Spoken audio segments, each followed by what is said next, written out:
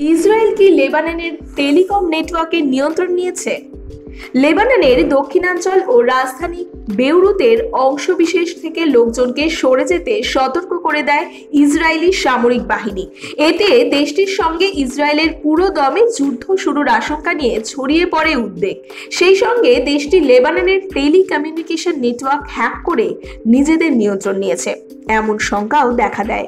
ওই সতর্কবার্তার কয়েক ঘন্টার মধ্যেই লেবাননের দক্ষিণ ও পূর্বে বিভিন্ন এলাকায় নির্বিচার বিমান হামলা চালায় ইসরায়েল। এতে অন্তত 492 জন নিহত ও অনেকে আহত হয়েছেন।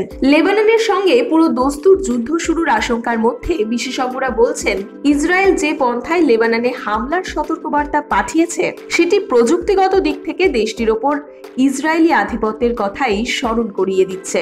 প্যালেস্টাইনের গাজায় ইসরায়েল তার সম্ভাব্য হামলা সম্পর্কে লোকজনকে সতর্ক করতে যে পদ্ধতি অনুসরণ করে আসছিল সেটিরই পুনরাবৃত্তি ঘটালো লেবাননেও।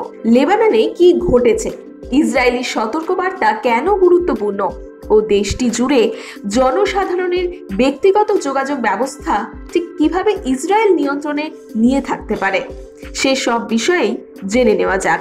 দক্ষিণ লেবাননের বিভিন্ন গ্রাম ও বেইরুতের কোনো কোনো অংশের বাসিন্দারা দিনের শুরুতে শর্ট মেসেজ ও ফোন কল পান।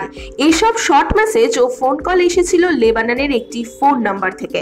তাতে দেশটির সশস্ত্র গোষ্ঠী হিজবুল্লাহর শক্ত ঘাঁটিগুলো থেকে বাসিন্দাদের সরে যাওয়ার নির্দেশ দেওয়া হয়।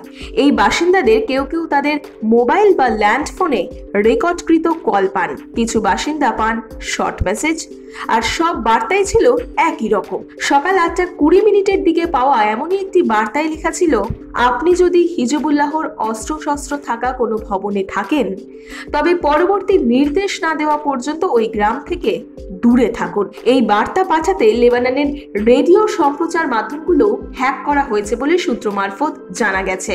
ইসরায়েলি সেনাবাহিনীর মুখপাত্র দানিয়েল হাগারি গতকাল সকালে এক্স হ্যান্ডেলে পাঠানো এক ভিডিও বার্তায় বলেন, আমরা লেবাননের গ্রামবাসীর প্রতি এ বার্তা ও ইসরায়েলি সেনাবাহিনীর পাঠানো সতর্কবার্তায় মনোযোগ দেওয়ার আহ্বান জানাচ্ছি।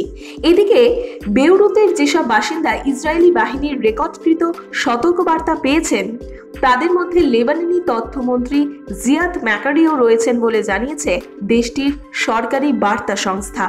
মাজান ইব্রাহিম বলেন, মানুষের ফোন নাম্বার, তাদের অবস্থান, এমন সব ব্যক্তিগত তথ্য ইসরায়েল কিভাবে পেল আমরা জানি না। এটি তথ্য ফাঁস নাকি লেবাননের টেলিকম অবকাঠামোয় ইসরায়েলের হ্যাকিংয়ের কারণে ঘটল, সেটি এক বড় প্রশ্ন।